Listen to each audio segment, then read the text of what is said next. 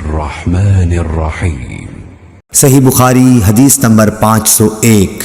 अबू जुहैफा ने कहा कि नबी करीम सल्लल्लाहु अलैहि वसल्लम हमारे पास दोपहर के वक्त तशरीफ़ लाए और आपने बतहा में ज़ोहर और असर की दो दो रकतें पढ़ीं।